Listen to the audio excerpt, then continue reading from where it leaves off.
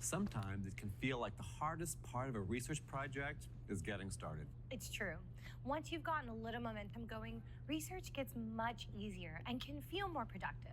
So what's the best way to get things rolling? Well, after you get an assignment from your teacher, it can be tempting to just leap right in and start Googling keywords right away to see what comes up. And that's not a bad thing. At the beginning of a research process, our search will likely be pretty broad before we can start narrowing our actual topic down. The good news is that smart research can not only help you find all the cool quotes and information you'll need, but actually help you shape the focus of your paper. And the best way to kick things off is... Come up with a general research question to get started. Let's reframe that. An open research question. Open, meaning what? What's the difference between an open question and a closed question? Closed questions have yes or no answers, or fill-in-the-blank responses. They're the kinds of questions that actually can be answered with a Google search, and they probably won't lead you anywhere new in your research process. Here are examples of some closed questions, the kind with answers you could find quickly and easily. These all seem like questions that won't take a lot of time or effort to investigate. And there's nothing wrong with asking these questions. The answers can certainly be used in a paper about the history of Paris, or Charles Darwin's contribution to science, or professional football, or current US health policies. But these aren't going to help someone explore a topic too deeply. Right. To actually start a search that might take us somewhere interesting, what if we open these questions up a little? You mean like this?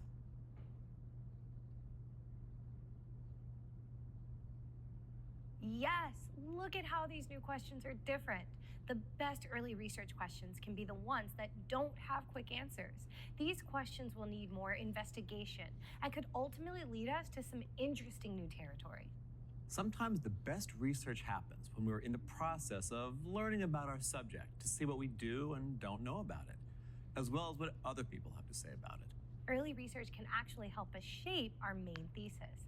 I could have an opinion about a lot of issues pretty easily and quickly before doing any research about them, but I'd rather base even an early opinion on some preliminary investigation. Consider this stage of your research process to be more about surveying the general landscape of your subject instead of a hunt for actual evidence to put inside your paragraphs. That part can come later. Let's apply this to an example. Let's say your history teacher asks you to write an essay about an amendment from the US Constitution, and you choose to write about the First Amendment.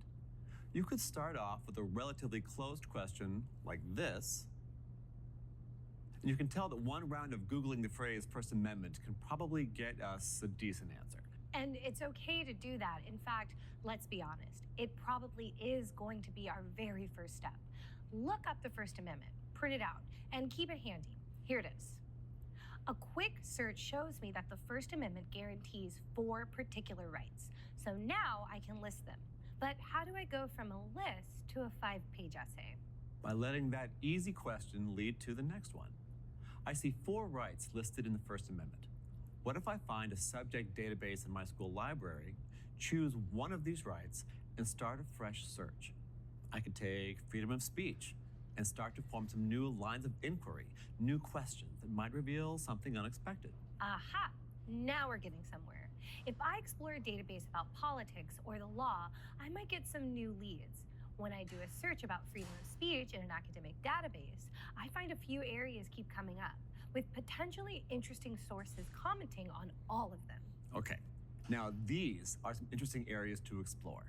We don't have a thesis yet, but maybe we're interested in how our freedom of speech is affected when we're on social media.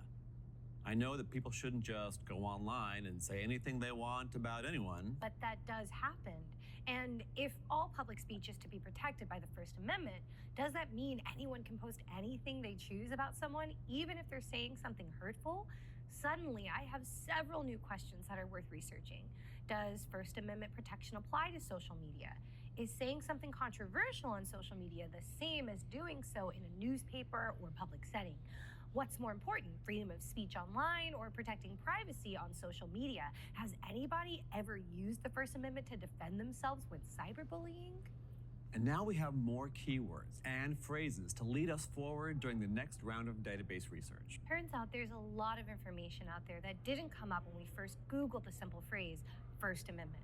And although the idea of writing a long paper about a broad subject wasn't too appealing, we can definitely write an in-depth analysis about how the worldwide use of social media may or may not be changing how we interpret this key part of the First Amendment itself. Little open research without an end goal in mind can help us not only flesh out a topic for a paper, but help us find our focus as well. And then we can pick up the pace as we start to research further.